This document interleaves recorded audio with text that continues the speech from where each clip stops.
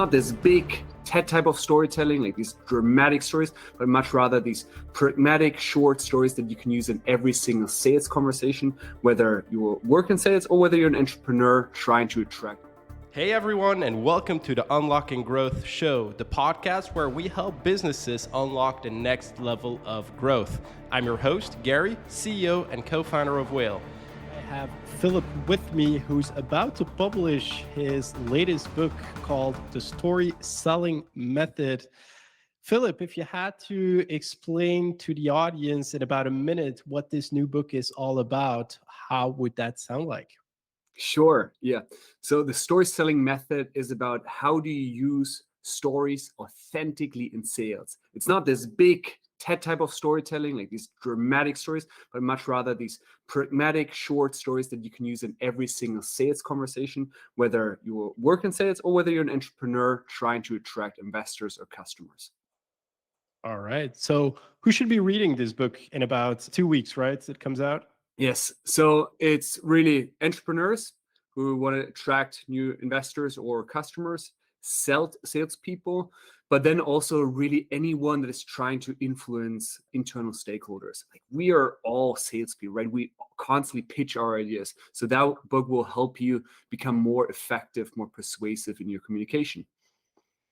Awesome. So you've already answered the follow-up question is which kind of impact can people expect from reading it? So it's about giving you the ability to add persuasion. Is that like a good way to summarize it? Use storytelling as a way to get things done?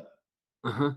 Yeah, it has a different angles, right? Different story types for different purposes. I'd say connection is an important one. So how do you build rapport or connection through storytelling?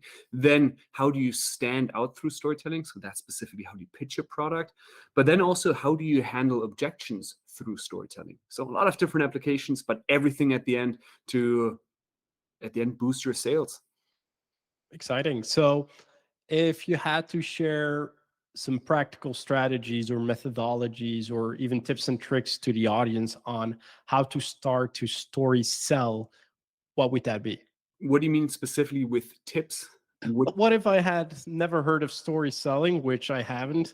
Like, what do I need to do to get to story selling? What are some of the things I need to consider? What are some of the steps I need to take to incorporate this into whatever outcome I'm working towards to? Okay. As most of the listeners probably are entrepreneurs right now, I would say let's make it very specifically, right? If we're talking about, hey, they want to share their origin story or founder story with an investor or with a customer. So how could you do that? I'd say one of the most important steps is to focus on these pivotal moments in your past. Look, every entrepreneur has this one moment in their past where they're like, where almost like their jaw drops and they're like, man, this got to change. This is fucked up, right? I need to work on this. So your story should be around this one specific moment where you realize that something's got to change. That's how you start with your origin story. All right.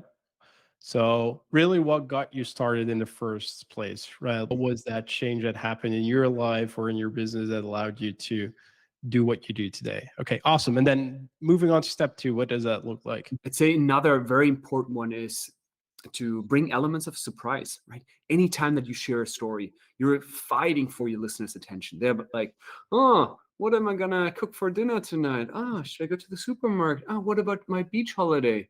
They constantly think about a million other things, right? If you want to get them to pay attention, you got to bring in elements of surprise.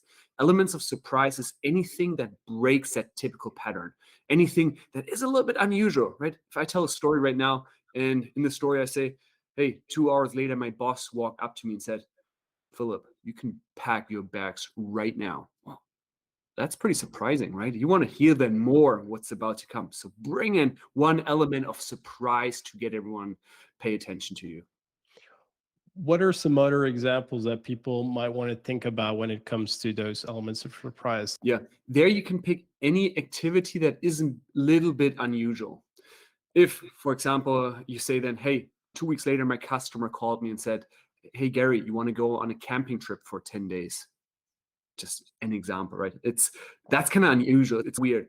Or more simple. Instead of saying, I called 5 customers, you say, I called 100 customers, right? It's just something, it's a little bit more extreme, a little bit more unusual. Okay, that makes sense. And then what goes on in step 3? Okay. Another element really important is emotions, right? Emotions is really why we remember things. 95% of the purchasing decisions are being taken in the subconscious. The biggest driver for subconscious is emotions. And so if you want to persuade someone, you got to share something that is emotional.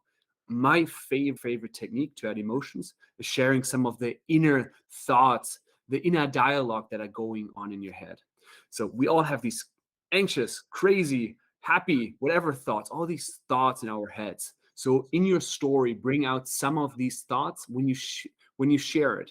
Example, for example, the challenge is that I think that I completely sucked at this presentation. Instead of just saying it like that, I say, oh man, this was bad, right? Everyone will think now I'm a failure. I can probably pack my bags and move to a different country, right? I take some of these inner thoughts that are going on. Or let's say some positive ones. I can say, oh, this went really well. Probably everyone will love me after this. They want to give me a promotion after they've seen that presentation. I bring out some of the inner thoughts that are going on in my mind. Okay, so what you're really saying is try to make a connection on a deeper level, because